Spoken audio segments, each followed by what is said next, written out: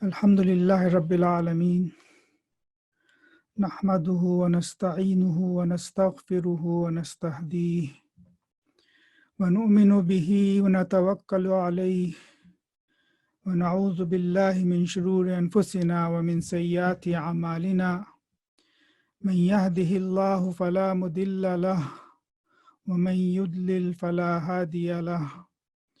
ونشهد أن لا إله إلا الله وحده لا شريك له أشهد أن محمدا عبده ورسوله اللهم صل على سيدنا محمد النبي الأمي وعلى آله وصحبه وبارك وسلم. We must begin by expressing our extreme gratitude to our Creator Allah subhanahu wa ta'ala, who provided us with this one more opportunity in this one life that He has given us on this earth, to be able to witness the most blessed time on the earth. A time when angels fill every nook and corner of the world and surround human beings from all directions. In a world in which death is a fact that happens every day, every minute, every second, and even under normal circumstances,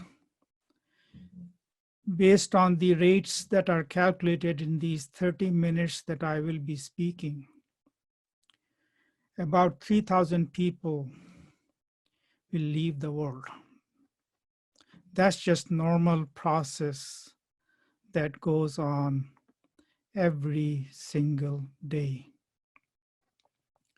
So for Allah subhanahu wa ta'ala to give us and provide us this opportunity, there is no amount of expression, of shukr, of gratitude, of praise that can take care of what is due to Allah for providing us with this opportunity. Today I want to talk a little bit about Quran. Ever since I can remember,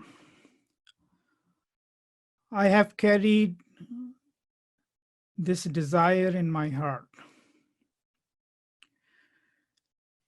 that Allah, whom I recognize in my heart, about whom I read in His revelation, to whom I pray when I find myself in difficulty, from whom I expect that my sins will be forgiven, from whom I expect that He will take care of me. I wish and desire there was some tangible means to communicate with Him in the way that I communicate with other human beings around me. A tangible connection in which I say something and I receive a direct response. And I say this not as a distinction that is my desire, but I am absolutely certain that is the desire that each one of us carries in our hearts. But alas, that is not possible in this world. For Allah subhanahu wa ta'ala says, La tudrikuhu al-absar wa huwa yudriku al-absar wa huwa al-latiful khabir. That the eyes cannot reach Him, but He reaches all eyes. And He knows and He's aware of the minutest details. Alimul ghaibi fala yuzhiru ala ghaibihi ahada. He is the one who has the knowledge of what is unseen, what is hidden, and he does not reveal what is hidden with him to anyone. وَمَا كَانَ لِبَشَرٍ أَن يُكَلِّمَهُ اللَّهُ إِلَّا وَحْيًا أَوْ مِنْ وَرَاءِ حِجَابٍ أَوْ يُرْسِلَ رَسُولًا فَيُوحِي بِإِذْنِهِ مَا يَشَاءُ إِنَّهُ عَلِيٌّ حَكِيمٌ. That it is not possible for man to speak to Allah except through revelation or from behind a curtain, or that he can send his messenger. On him he will reveal whatever he wants and desires. So that is the reality of this world, where we cannot reach a tangible communication in the way we do communication between ourselves, among ourselves. But the closest we can come to that kind of communication with Allah, where the human language, its vocabulary, its construction, everything is directly from Allah. There is no doubt about it in our minds that every single word of this book, even though it is in human language, a language that people use to communicate with each other, and it is in a language of a particular time period, a particular people, particular place, but there is no doubt that every single word, its sequence, its construction, its choice of vocabulary, all of that is from Allah. There is no doubt about it. So this is the closest we can come to receive, in human terms, a speech from Allah, where when we recite it, we understand that it is Allah who is speaking to us. And for those who take this communication as a real communication, for them this communication is as real and as physical and as tangible an experience as it can be with any other human beings. Our eyes get filled with tears. Our heart starts to beat with emotions. Our face conveys the feelings and emotions that we go through as we read and recite these words.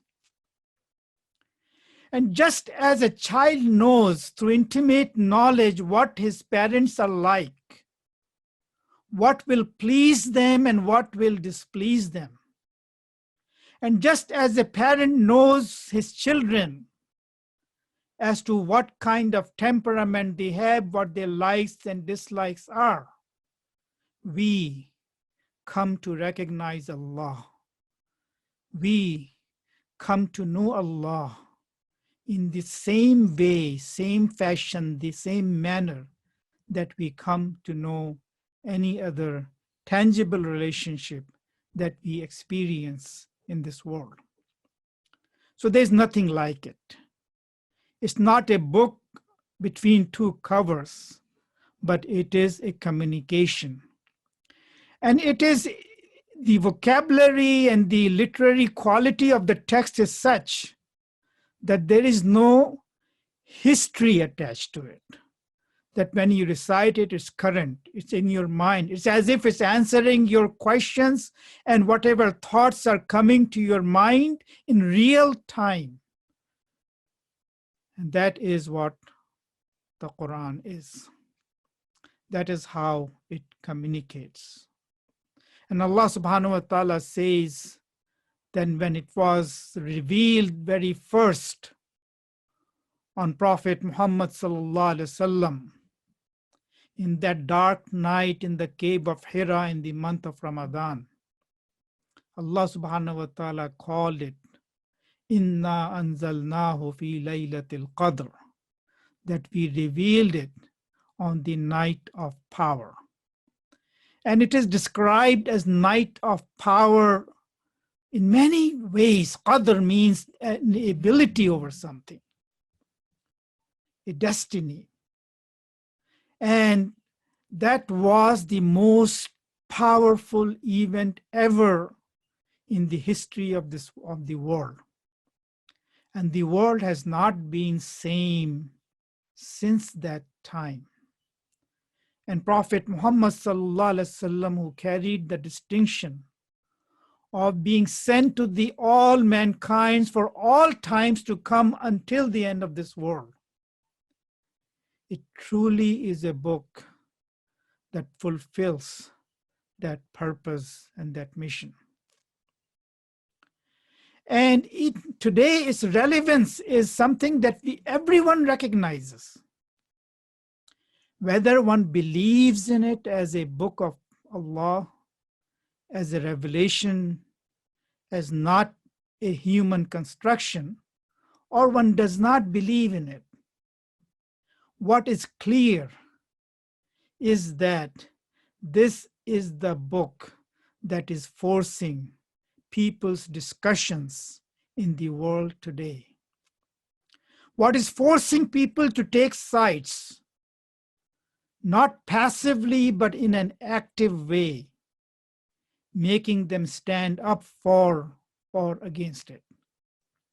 So that is the power that belongs to it even this day. That its relevance is not a historical record, but something that drives the events of the world. Something that either people are afraid of or people are looking up to drive their life, their events, their societies in the world in which they find themselves. So what I want to focus today is that Quran primarily is a book of change. Its purpose is that whoever recites it, whoever is able to hear it, then it must change. It must change that person as an individual, and it must change the society in which he lives.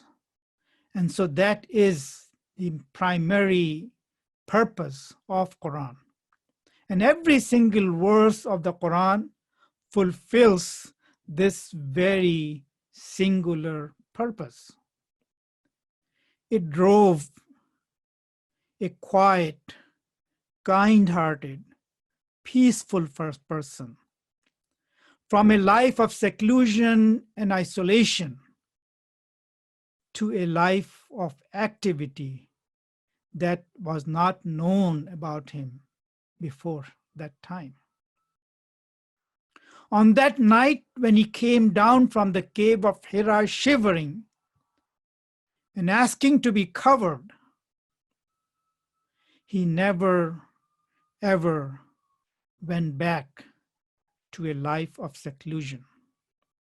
It thrust him into the society. It took his sleep away.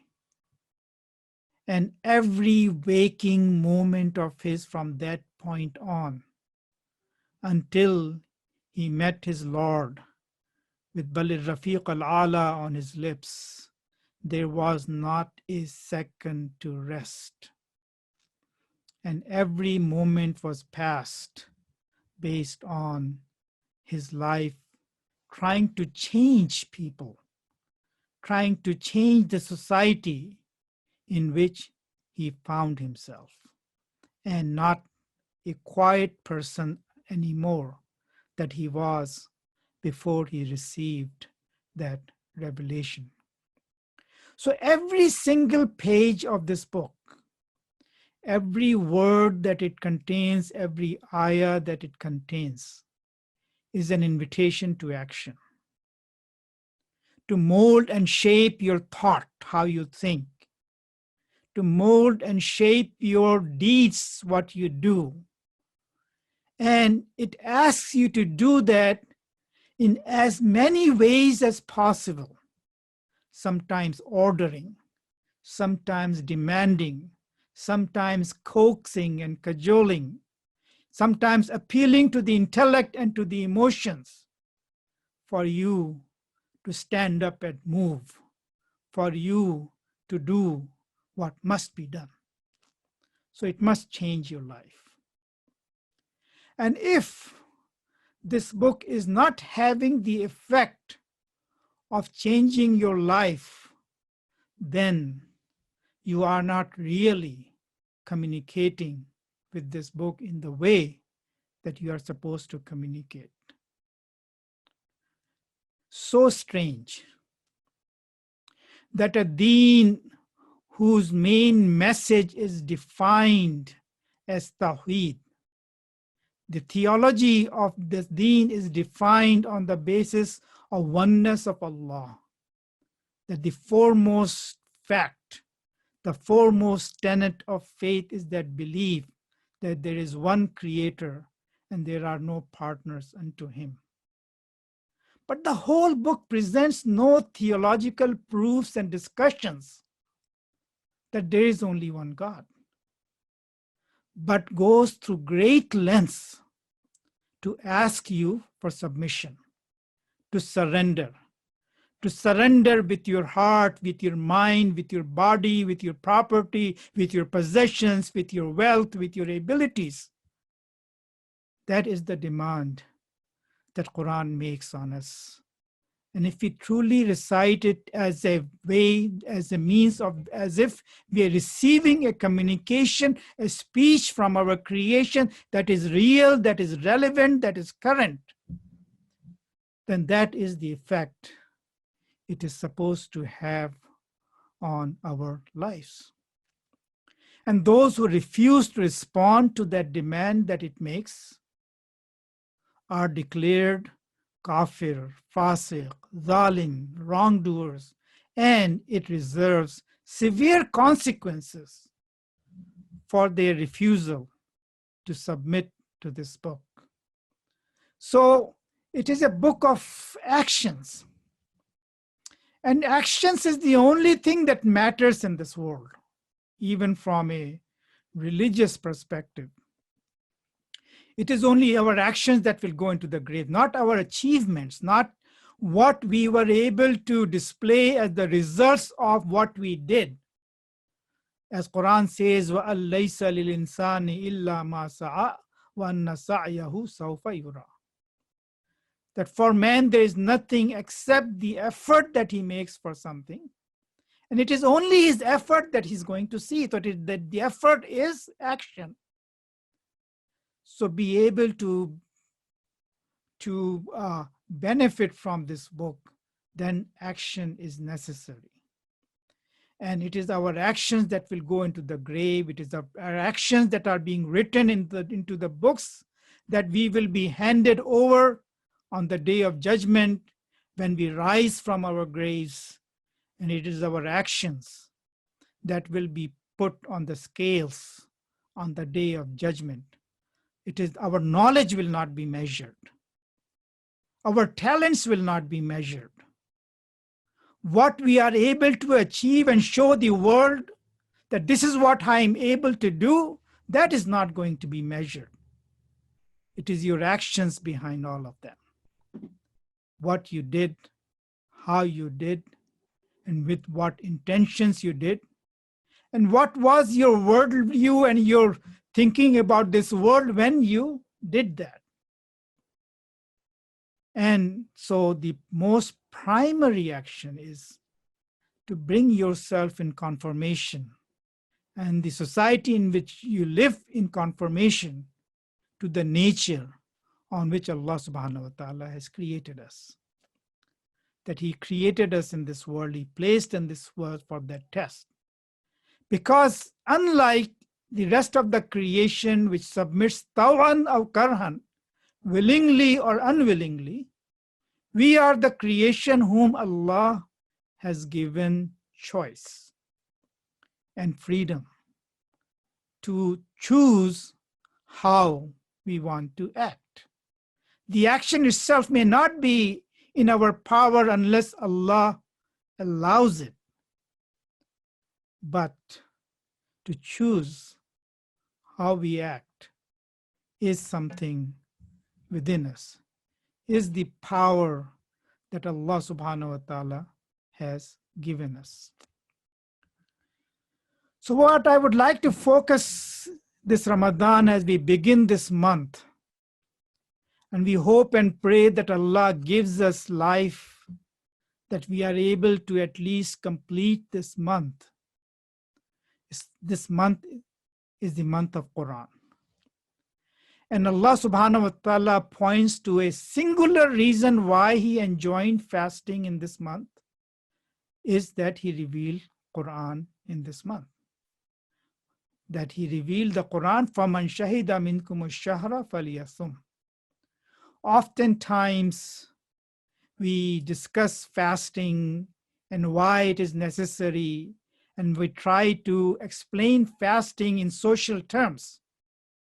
That staying hungry allows us to feel empathy and sympathy for those who do not have, or to feel mercy in our hearts. But Allah subhanahu wa ta'ala describes a very different purpose for this fasting. Not of a social kind, but of a kind where He says, Kutiba alaykumus siyam kama kutiba ala allazina min qablikum la'allakum tattaqun. And if you read the whole Quran, you will not find a single verse that describes any other purpose for the fasting than taqwa. That is what you're supposed to gain through this fasting. And taqwa is an inner quality.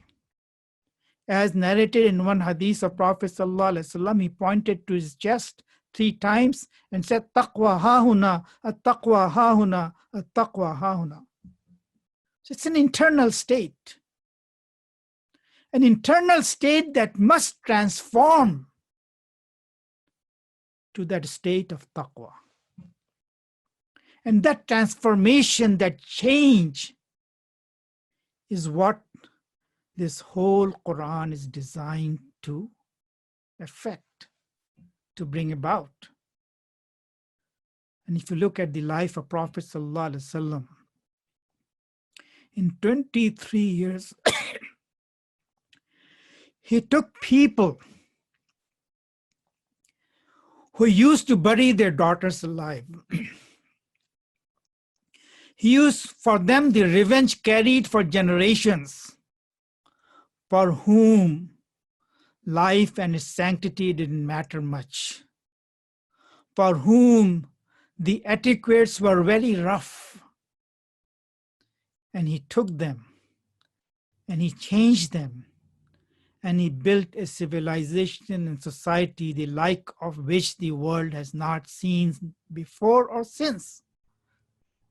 That was the transformation that came about as a result of this revelation that Prophet Muhammad ﷺ received. And what was it that he described his mission was when he received this revelation?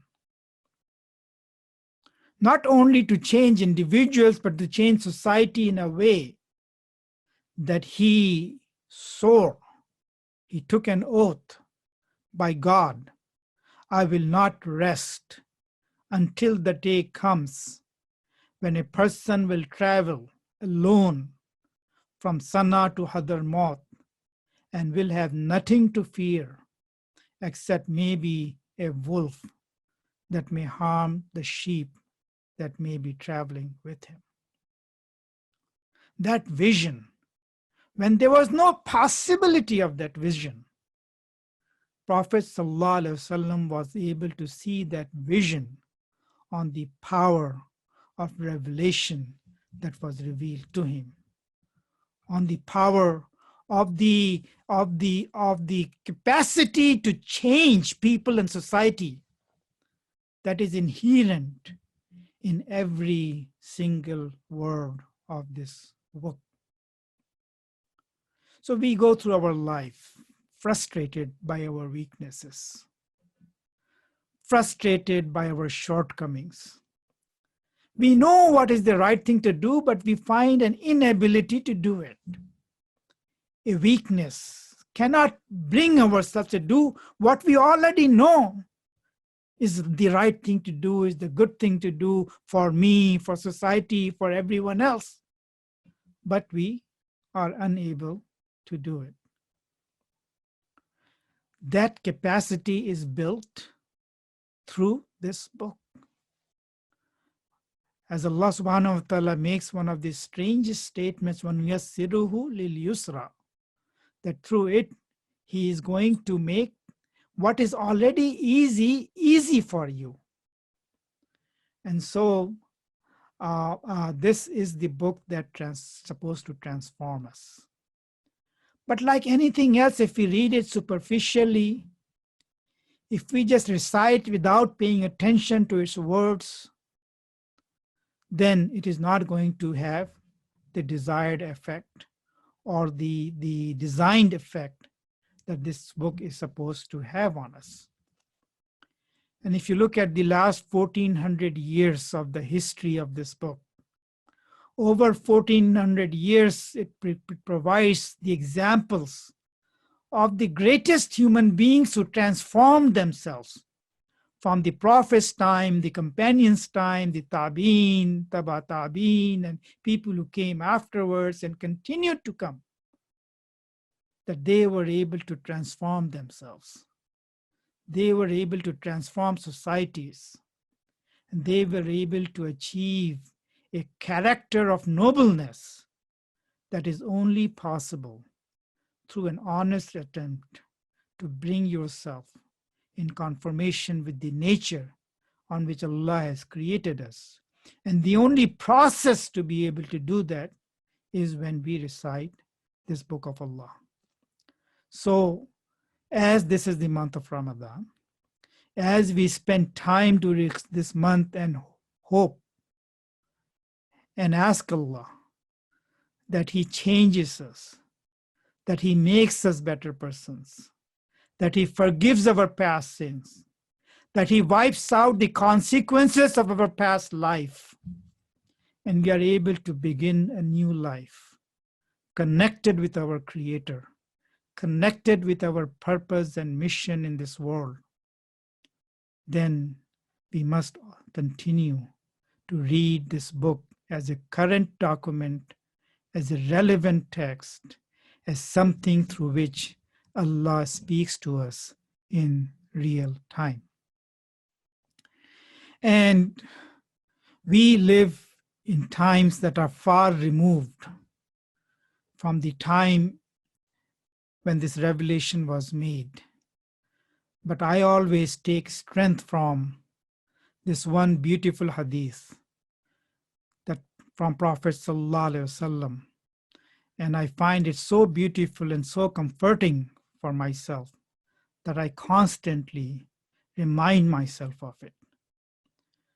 In which Prophet Sallallahu Alaihi Wasallam is talking about us, the people who haven't seen Him, people who haven't experienced Him, and yet they find revelation sent to him, written between two covers in some pages.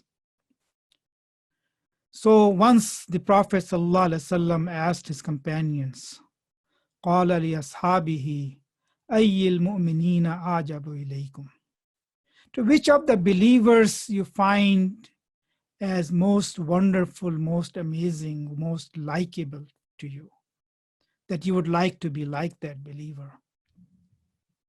قَالُوا الْمَلَائِكَةِ, the companions responded that it must be the angels.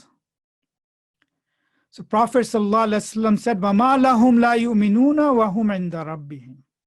How can they not believe when they are there right with their Lord? I mean, what's so amazing about their iman? Because they are seeing their Lord.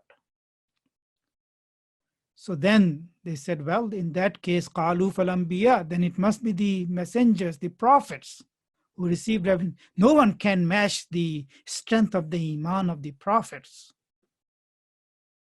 And the Prophet ﷺ responded, وَمَا لَهُمْ لَا يُؤْمِنُونَ وَالْوَحْيِ يَنْزِلُ إِلَيْهِمْ. How can they not believe when they receive revelation? And so then they were puzzled. And they said, قَالُوا فَنَحْنُ. Because then no other believers were left. And so they said, قَالُوا فَنَحْنُ. Then it must be us. قَالَ وَأَنَا بَيْنَ أَظْهَرِكُمْ. And he said, you think your iman is so great when I am right here in front of you? And then he continued to say, وَلَكِنْ أَعْجَبَ الْمُؤْمِنِينَ إِيمَانًا قَوْمًا يُجِيئُونَ بَعْدَكُمْ يَجِدُونَ صُحُفًا يُؤْمِنُونَ بِمَا فِيهَا. No, the most likable iman will be of those believers who will come after you and who will find these words written on some pages, and they will believe on the basis of that. And so here Prophet ﷺ remembered us and remembered our capacity to have a real communication with this book. I ask Allah to make us from among them. أقول قولي هذا وأستغفر الله لي ولكم ولسائر المسلمين فاستغفروه إنه هو الغفور الرحيم.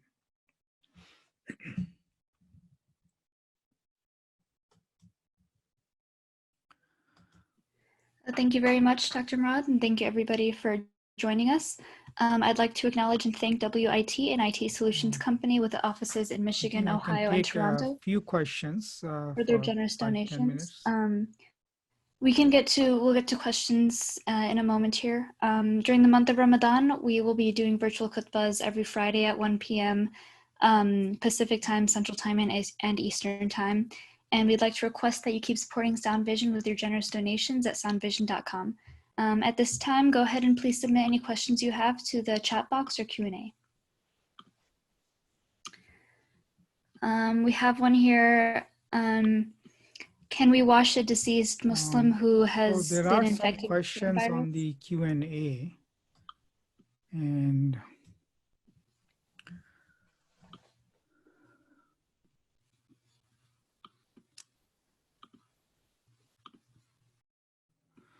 so the first question is that the Trump's coronavirus guidelines are getting too far into our beliefs, privacy, and into our bedrooms. Are we religiously obliged to follow them or revolt against them? A society functions based on its civic structure. And if that civic structure is broken, then the whole society is broken. So order in society is an important purpose in Sharia. And we should never bring chaos and disorder as a result of that. Now, not each one of us, neither myself, is an expert in the disease and how it spreads, what are the consequences and the statistics that are there. But I think there is a very clear guidance that is received to us from the time of Prophet ﷺ and Umar ibn al-Khattab radiallahu anh, when there was plague of this kind, and where the plague was, that place was shut down and shut up from the rest of the world. And so there is a precedence for it. And as long as there is an evidence for it, and the hospitals are filled with, and the beds are filled, and ventilators are being used, and it's not just some story, it's something that is real. We can say that obviously, if the population is 350 million, not everyone is going to be affected by it. But a lot more people will be affected by it if these precautions are not taken. So I think it's important that we follow that. It's exactly Islamic to be able to follow these guidelines. Thank you. Our next question here. And we wash a deceased Muslim infected with coronavirus. I mean, it depends on the facility and what protection is available. If there is a protection available where you have a complete suit and you don't come into contact, then it is possible. But there are other instances in Sharia when people are buried without that process, especially the shuhada who die on the battlefield are usually buried in their clothes that we're wearing without going through any of the ritual or process. So that's something, I mean, there is a precedence for it, and in special circumstances, some guidelines can be drawn from it. How can we attend the tafsir this evening by Dr. Murad? I think a link will be provided for it. It most likely will be on the YouTube and Facebook, so and Sound Vision page. So I think that you will find a link for it.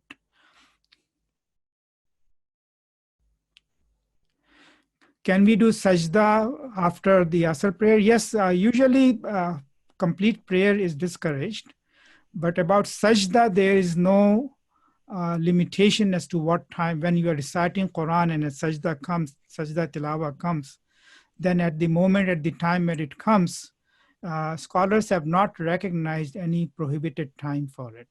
So sajda can be made if you happen to be reciting Quran and you happen to come up on a verse that requires sajda, then you should do sajda immediately. And it is also possible to delay the sajda and do later if you are physically not able to do it at that time.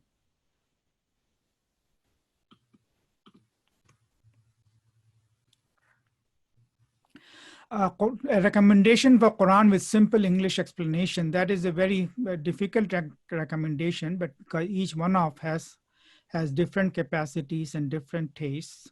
But the one that I can recommend and that I have seen is in pretty clear modern English without any archaic language, is the translation by Abdul Halim. And so I think that's something that you can look into. And there are others, and if you search internet, you'll find many examples of Quran. And there are places in which they, like tanzil.info, where you can pull up a page of the Quran and look at multiple translations, and then you can pick whichever translation you like most and easier for you. Okay, so there are no more questions, so we can end it here, inshallah. Subhanakallahumma bihamdika ashhadu an la ilaha illa anta wa atubu ilayk. Thank you for joining, everybody. Assalamu alaikum.